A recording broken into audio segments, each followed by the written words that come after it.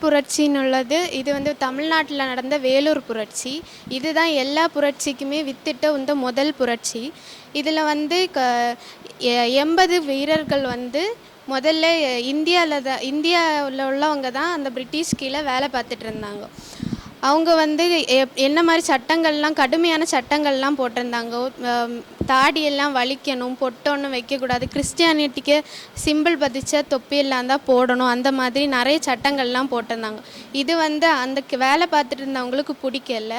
அதனால் இந்த ஜெயிலில் வந்து மைசூர் திப்பு சுல்தானை வந்து அடைச்சி வச்சுருந்தாங்க. அவங்களும் இந்த வீரர்களும் சேர்ந்து ஆங்கிலேயருக்கு எதிராட்டு போரிட்டு இந்த கோட்டை மேலே வந்து திப்பு சுல்தானுடைய புலிக்கொடியை நாட்டின பிறகு அந்த செய்தி வந்து ஆங்கிலேயருடைய காதுக்கு போன பிறகு அவங்க மறுபடியும் வந்து பீரங்கியெல்லாம் கொண்டு வந்து இவங்க வீரர்கள் எல்லாரையுமே கொன்று வீரங்கியுடைய வாயில் அவங்க வாயில் கெட்டி எல்லாருமே செதறடிக்க போகிறாங்க. பல பேரை கொன்று கிணத்துல தள்ளாங்க, பல பேரை தூக்கில் இடாங்க. இந்த மாதிரி நிறைய இது நடந்தது. அதனால் அந்த தோல்வி அடைஞ்சிட்டுது. பலவிதமான இந்த இது வந்து தோல்வி அடைஞ்சு முடிஞ்சிட்டுது. இதுக்கப்புறம் நிறைய போராட்டங்கள் நடந்து போராட்டத்துக்கு பிறகு தான் சுதந்திரம் கிடச்சிது.